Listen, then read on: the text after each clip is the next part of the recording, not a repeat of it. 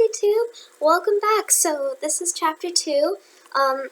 Again, if you weren't here for last week's video, I wrote a novel called Dream Catalyst.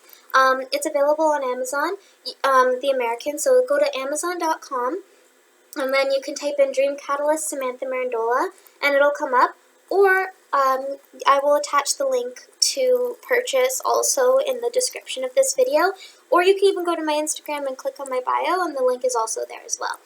But if you don't want to purchase the book, because you're trying to save money, I'm making this audiobook available for you for free on my YouTube channel, so you can tune in every week. Last week, if you didn't already listen, you can go back. I read the author's note in chapter 1. So this week, I'm going to read chapter 2 from my novel, and I'm going to be releasing videos for this Monday at 6 p.m. So you can either listen to it, if you have the book purchased, you can follow along as you're reading, or you can listen to it for free. And I would really appreciate if to help me out, you would go on my Amazon page, even if you don't intend on purchasing, to leave a review, because you'll still be hearing the story, and that will really help me out with sales. And also, if you enjoyed the novel, if you refer that out to a friend, I would really appreciate that as well. But I'm going to go to chapter 2 today.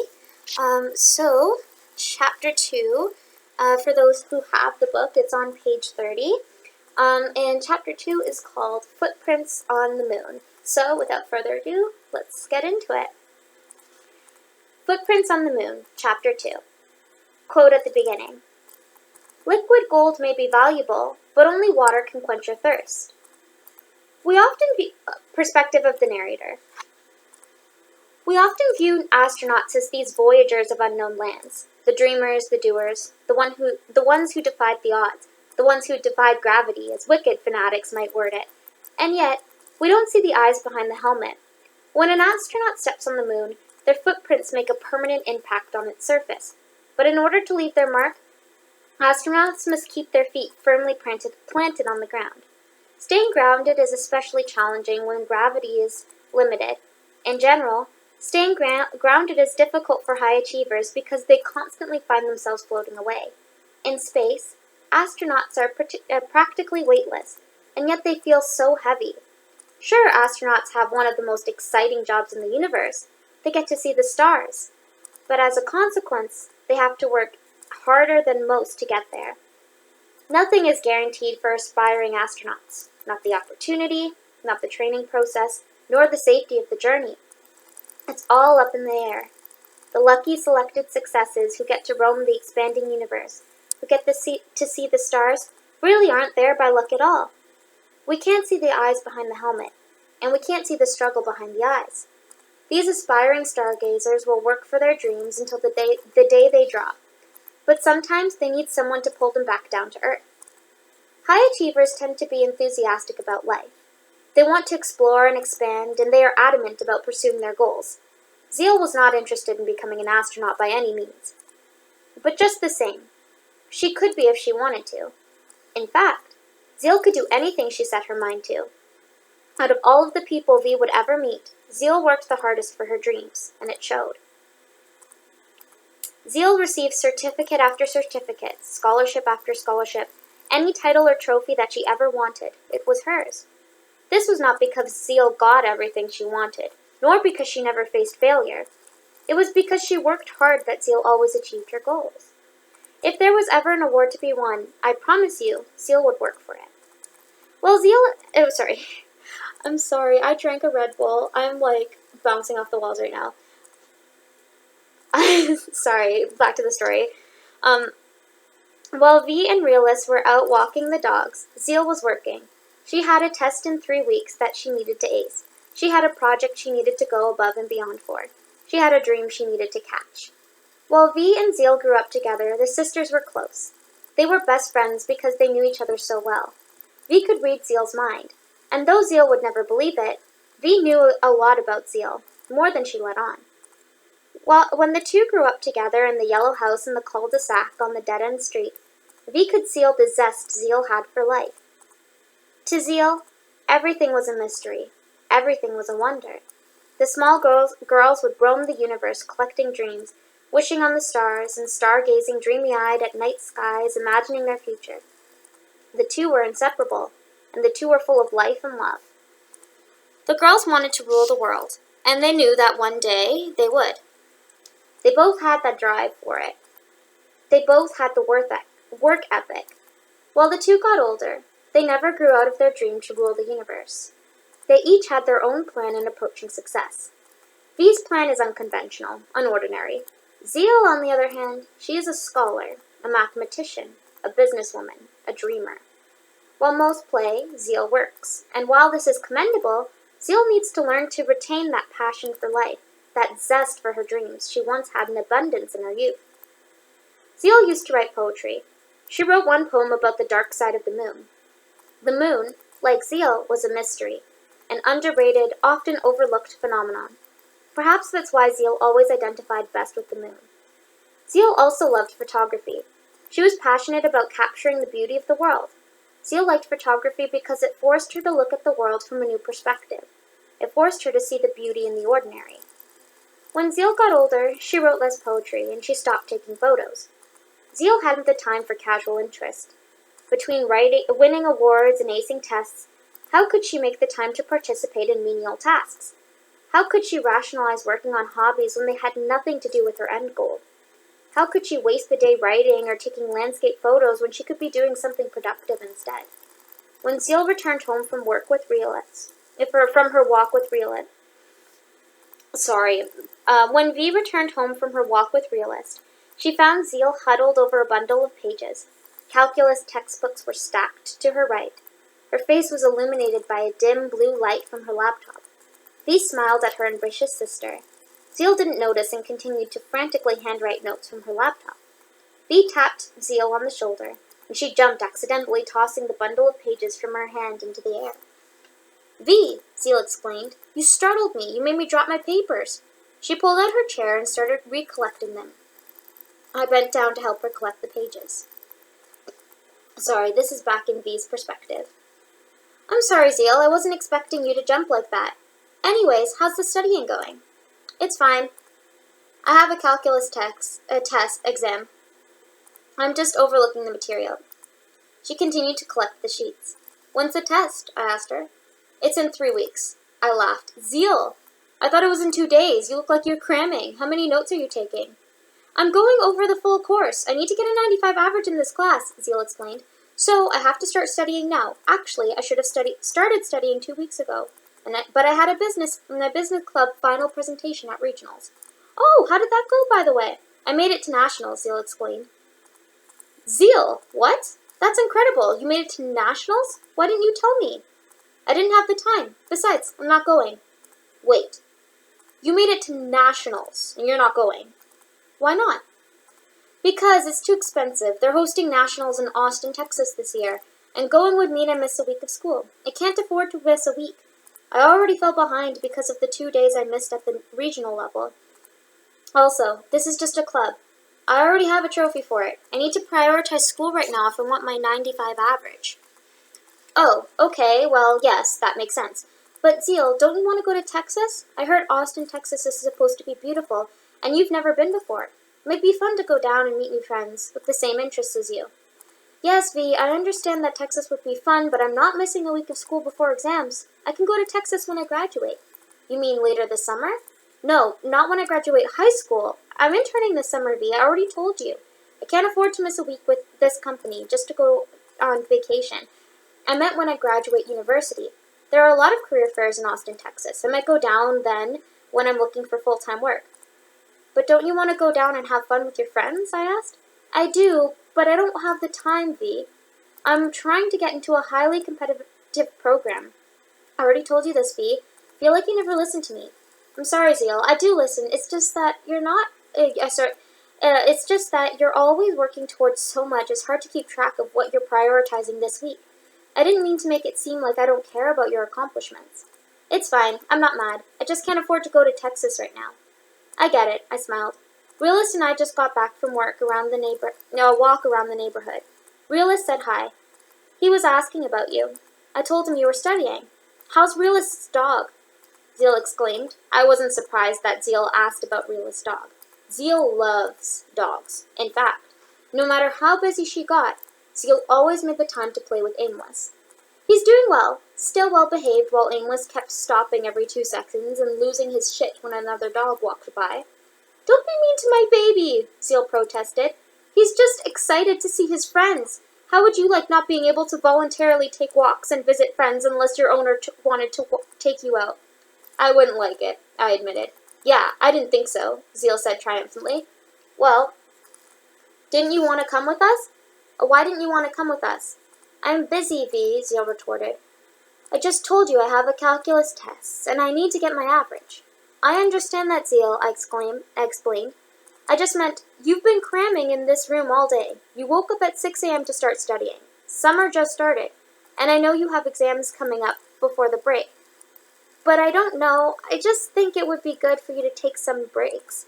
We only went out for 20 minutes. You could have come out to get some fresh air." "V, I can't." Zeal was starting to get annoyed with me. "Maybe because you're not in school right now, you don't get it. But I don't have time to take breaks. I have exams." That stung. I knew Zeal wasn't super impressed with the fact that I decided to take a year off of school to figure things out before starting university. Zeal didn't understand the concept of taking time off, and I don't blame her for not understanding. Zeal had it all figured out. She knew the field she wanted to get into. She knew the age she wanted to get married, the city she wanted to live in, the car and the house and the number of children she wanted. In fact, she figured all of this stuff out when we were pretty young. She and I never had to play MASH or guess our fortune on paper fortune tellers. Zeal had it all figured out. She had direction. I, on the other hand, needed some more time to figure it out. Zeal was just born with directed ambition. She knew what she liked, and she knew the path to get there. But I wanted to get into a field that wasn't exactly lucrative. Well, I mean, it could be, but that was only if I made it big. And there was no telling if I ever would. I wanted to be a singer and a writer. Unfortunately, my backup plan wasn't anywhere near as secure as the first. So, this meant that I had to take on some vocal gigs to build up my resume. Sometimes I wondered why Zeal could relate so well to Aimless despite having it all figured out, while I would get annoyed at his lack of direction despite being in the exact same predicament as him. Maybe Zeal needed a moment to see the world through his eyes. Perhaps she needed that little subtle reminder to stop and smell the roses. And oh, did Aimless stop to smell the roses. Roses. Wait a minute, I had an idea. Zeal turned back to her laptop. I knew she was about to brush me off so she could get back to studying. But I had something I needed to show her. I decided to brush off her comment and offered her something else instead. "Zeal," I said, "I have something to show you. Will you let me?" "Show me what?" Zeal asked, turning to face me. "If I told you, then it wouldn't be a surprise," I teased. "Well, how was I supposed to know it was a surprise?" She had a good point. "Come on, Zeal, just come with me. We can take Aimless, and we'll only be a minute, maybe half an hour max. Then you can go back to studying." "V, I already took my study break," she sighed. "Reading the syllabus and highlighting dates in your calendar doesn't count as a break, Zeal." She smiled. I caught her. "Just come with me." "Okay, fine," she smiled. I could tell she was curious. "But we're bringing Aimless, and you're buying me an Aero chocolate bar at the convenience store. I want chocolate." "Deal." So, Zeal saved her work while I harnessed Aimless for a second walk of the day. Needless to say, he was ecstatic. Now, I told Zeal it would only be a half-hour break, but I had no idea if that was true or not. I mean, if it was just her and I walking, we would be at the place I wanted to get her to and back in less than 15 minutes. But because we were taking Aimless, who knows how long we would be. Just the same, I wasn't in a rush, and I knew once I got Zeal out into the fresh air, she wouldn't be either. "Bring your camera," I instructed. "Why?" Zeal asked. "Just trust me. I can't tell you otherwise, it will ruin the surprise." "Okay, fine." Zeal packed up her camera, and the 3 of us headed out. I walked down the same path as I did earlier with Realist. I saw something on the walk I figured Zeal would like. Despite just walking the exact same route, Aimless was just as curious as he was the first time around walking it today. In fact, I was convinced he stopped twice as many times now as he did the first time. "We'll pass by the convenience store on the way back," I assured Zeal. "Okay, sure. But where are you taking me?" I smiled. "No spoilers," I winked. "So, anyway, Zeal, I wanted to ask you something." "Sure, what is it?" she asked. "Have you written any poetry lately?" "No, I haven't," she said. "Why?" "Because, Zeal, you used to love writing poetry. Why did you stop?" I didn't stop, Zeal admitted. I've just been busy. Writing is more your thing. I'm more into math and business. I get that, I said. But you don't have to be exclusively do one thing or another. You like poetry, too. And I know writing is my thing, but honestly, I think you write better poetry than me. Bee, don't say that. You write great poetry, Zeal said. I know, Zeal, I smiled. But, as good as I am, you're better. Do you know why? Why? Zeal asked. Because, when I write poetry, it's because I am planning on submitting it to a contest, or I'm planning on publishing a collection. When you write poetry, you're writing it because you saw something beautiful and you wanted to capture it. You write it for yourself. And sometimes you'll show me, but your poetry is genuine, and that's what makes it excellent. Thank you, Bee, Zeal smiled. But I just haven't had the time to write lately. Yeah, I get that, I said. I know you're busy. I'm not expecting you to drop an anthology, but maybe you should write a few poems here and there. All I'm saying is that you should make time for it. What about photography? Have you taken any pictures lately? No, Zeal admitted. I haven't had the time, Bee. Exams are coming up. Zeal, when was the last time you went out and took pictures? I asked her. She shrugged. I don't know, maybe June, she said, thinking back. But it is June, I said. I meant June last year, Zeal admitted. Zeal, I shook my head. You're the best photographer I know. I get that it's exam season, but why haven't you made any time to practice photography this year? Zeal, I used to love seeing your photos you posted. I haven't seen any in a while now. I know, V, Zeal admitted.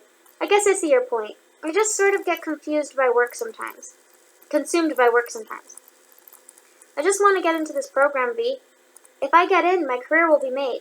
Math and business are my passion. It's not like I'm neglecting my other interests for something I'm not passionate about. You wouldn't get it because you're not passionate about the things I am. Your interests are your career prospects. But photography and poetry, those are just my hobbies. I'm not trying to make a career out of them. I can always make time for them this summer. I won't have homework when I'm interning. I know, Zeal, but you need to find a bit of balance. I'm not asking you to pursue your interests because I don't want you to focus on that, or because I don't think you're passionate about your career. I just want you to do things that make you happy. I'm not saying math and business don't make you happy, but I think it's important to do things you aren't serious about from time to time. Low-pressure things that make you happy. Things you just do because. Do you get what I mean? Yeah, I do, Zeal admitted. Thanks for the concern, V. I get what you're saying. Well, maybe I can take some pictures today. You made me bring my camera after all, Zeal laughed. It's like you read my mind, I laughed. How much longer until we get to where you wanted to go? Take me to, V? It's been 20 minutes. You said we were only going to be here for half an hour. Yeah, I know. I'm sorry about that. Aimless walked so slow. I forgot we were working with by his definition of a half hour. And we're here, I smiled. Zeal looked around and scanned the area. Where are we exactly? She asked. Here, I responded vaguely. Where is here, V? Zeal looked around again. The place I wanted to take you, I answered. You're confusing me. Can we go home? Zeal, look through your lens, I tapped her camera. You once told me you liked photography because it allowed you to see the unordinary in the ordinary. So, pretend you came out here on your own and you were planning on doing a shoot. What would you see? Okay, fine, Zeal laughed. But because we're taking double the time we expected, you're buying me 2 chocolate bars. I'll buy out the whole store for all I care, I smiled. Look through your lens. I watched as Zeal explored the open grassy field I took her to. She turned over every rock, searched every leaf, to try and see what I wanted her to see. She took photos of the trees first, then the sky, then some of Aimless and a few of me. She shot some self-portraits, but she couldn't see what I wanted her to see. Okay, V, I took like 1,000,000 pictures. I still don't know what you're trying to show me. Can we please just tell me what you wanted me to see? Zeal sighed. Come on, I have exams, V. I need to study. This is taking longer than you said it would. And we still have to stop by the convenience store. Zeal, you're so close, I teased. I want you to take a moment and stop to smell the roses. But I already did, Zeal insisted. Did you not see me taking all those pictures? I didn't mean that metaphorically, I winked. Zeal thought about it for a minute and scanned the field again, one last time. Then, just as she was about to give up, Zeal saw it out of the corner of her eye. Oh my God, V! Zeal exclaimed. She ran out to the left of the field, a few feet from the soccer goalpost.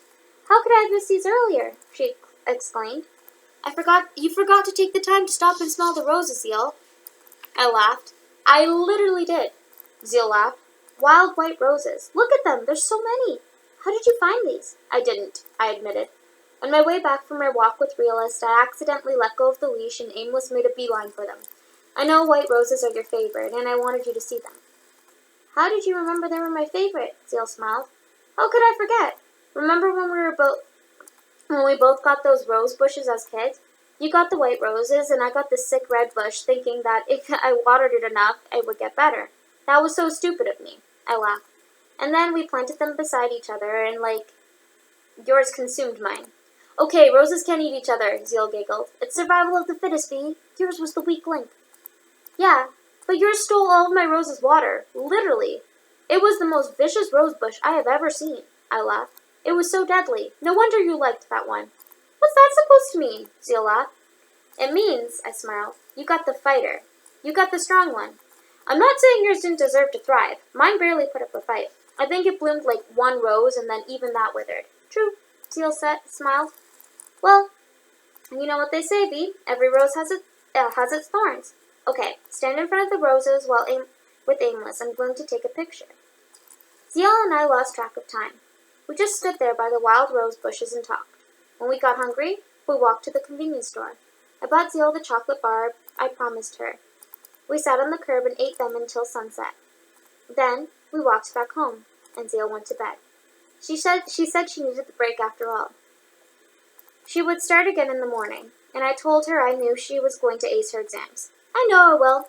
She laughed. Zeal gave me a hug and went to bed, from the narrator's perspective. Now, I know this chapter may seem like Zeal is the only one being taught a life lesson, but I promise you, dear reader, Zeal has and will teach many life lessons of her own. Not just in this chapter, but in many other chapters preceding and following this chapter, some of which aren't documented in this book at all. You see, dear reader, Zeal had this sense of direction V lacked. While V could keep Zeal grounded, Zeal inspired V to push forward and give her dreams her all. V had this underlying fear of failure. Well, I suppose everyone does. But while V would fall compliant to that fear of failure from time to time, Zeal was never subverted by hers.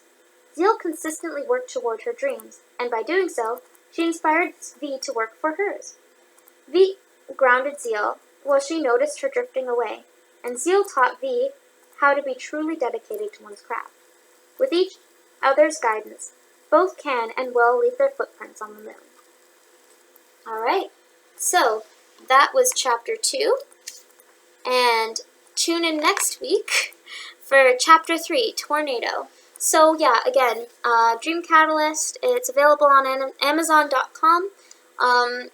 Next week, I promise I'll be less jittery. I drank a Red Bull before reading this. That was a mistake, because I already have a pretty high energy level. Thank you for tuning in. If you want to keep updates, if you want to get notifications every time I post, you can click on the little bell icon to turn notifications on. You can also subscribe to my channel. If you're enjoying the book, then don't forget to leave an Amazon review, and maybe refer it to your friends, or even just posting on social media. It really helps me out. So thank you so much for taking the time to listen. Tune in next week for chapter 3, Tornado. Bye!